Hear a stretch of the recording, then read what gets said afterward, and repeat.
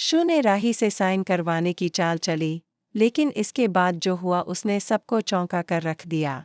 जी हाँ दोस्तों, सीरियल अनुपमा के आने वाले एपिसोड्स में ड्रामा, इमोशन और सस्पेंस की ऐसी लहर दौड़ने वाली है जो हर रिश्ते की नींव हिला देगी। अब तक आपने देखा कि तोशु किस तरह अपने स्वार्थ में अंधा होकर राही को झूठ और भावनात्मक दबाव में फंसाकर उससे साइन करवाने की कोशिश करता है। उसका मकसद साफ था, अनुज द्वारा अनुपमा के नाम की गई लाइफ इंश्योरेंस पॉलिसी की पूरी राशि हड़पना। इसके लिए उसने कोई कसर नहीं छोड़ी। एक नकली डेथ सर्टिफिकेट बनवाया गया जिसमें यह साबित किया गया कि अनुपमा अब इस दुनिया में नहीं है। तोशु की योजना थी कि वह राही को भावनात्मक रूप से ब्लैकमेल करेगा, उसका भरोसा जीतेगा और फिर उसे साइन करने पर मजबूर कर देगा। और उसने ऐसा करने की कोशिश भी की। राही की आंखों में आंसू थे, लेकिन दिल में उथल-पुथल। पर कहानी यहीं खत्म नहीं होती, बल्कि यहीं से असली खेल शुरू होता है। जब मनोहर जी को इस पूरे घटनाक्रम की भनक लगती है, तो उनके पैरों तले जमीन खिसक जाती है। वह यकीन नहीं कर पाते कि एक बेटा अपनी ही मां के जीवन का सौदा कर रहा है, वो भी पैसों के लिए। मनोहर जी निर्णय लेते हैं कि अब वह अनुपमा को अकेले इस लड़ाई में नहीं झोंकेंगे। वे अनुपमा को ढाढ़स बंधाते हैं, उसका हौसला बनते हैं और कहते हैं, अब और नहीं। अब तुम किसी की बहू, किसी की पत्नी या किसी की मां नहीं, सिर्फ अनुपमा बनकर जियो। जो सही है उसके लिए खड़ी हो जाओ, मैं तुम्हारे साथ हूँ।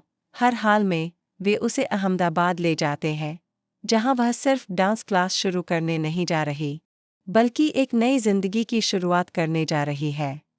लेकिन अहमदाबाद पहुंचते ही एक तूफान उसकी राह में खड़ा हो जाता है। अनुपमा को पता चलता है कि तोशु की इस योजना के पीछे वह अकेला नहीं था। इस पूरे षड्यंत्र की असली मास्टरमाइंड कोई और थी, बरखा, जो हमेशा से अनुज की संपत्ति और विरासत पर नजर गड़ाए बैठी थी, अब तोशु को मोहरा बनाकर अपना एजेंडा पूरा करना चाहती थी। उसी ने सलाह दी थी कि अगर अनुपमा को मरा हुआ साबित किया जाए तो बीमा की राशि ली जा सकती है और इस पैसे से सब कुछ अपने पक्ष में मोड़ा जा सकता है। अनुपमा यह सच्चाई जानकर स्तब्ध रह जाती है। लेकिन अब वह पहले वाली अनुपमा नहीं रही। वह टूटती नहीं, बल्कि सीधे पुलिस स्टेशन जाकर बरखा और तोशु के खिलाफ रिपोर्ट दर्ज कराती है। कहानी अब सिर्फ धोखे और साजिशों तक सीमित नहीं रहती। इस पूरे मामले की जांच के दौरान एक और चौंकाने वाला सच सामने आता है। अनुपमा के बैंक खाते से किसी अनजान अकाउंट में धीरे धीरे पैसे ट्रांसफर हो रहे थे। जांच होती है और सबूत उस शख्स की तरफ इशारा करते हैं जिसे अनुपमा ने हमेशा माफ किया, पाखी। जी हाँ, अनुपमा की अपनी बेटी पाखी। यह राज खुलते ही सब कुछ थमसा जाता है। अनुपमा की आंखों में इस बार आंसू नहीं, आग होती है। वह कुछ नहीं कहती, बस कमरे से बाहर चली जाती है। उसकी चुप्पी अब उसकी सबसे बड़ी ताकत बन चुकी होती है। राही, जो अब तक मां से दूर थी, यह सब देखकर भीतर से हिल जाती है। उसे अब समझ आता है कि अनुपमा जो कुछ कर रही थी, वह सिर्फ अपने लिए नहीं, बल्कि सबके भले के लिए कर रही थी। लेकिन कहानी को एक और झटका तब लगता है जब अनुपमा के पास एक अज्ञात कॉल आता है। कॉल करने वाला कोई और नहीं, बल्कि अनुज होता है, जिसे सभी मरा हुआ समझ चुके थे। अनुज, जो एक रहस्यमय हादसे के बाद गायब हो गया था, दरअसल जिंदा और वह एक मिशन पर है।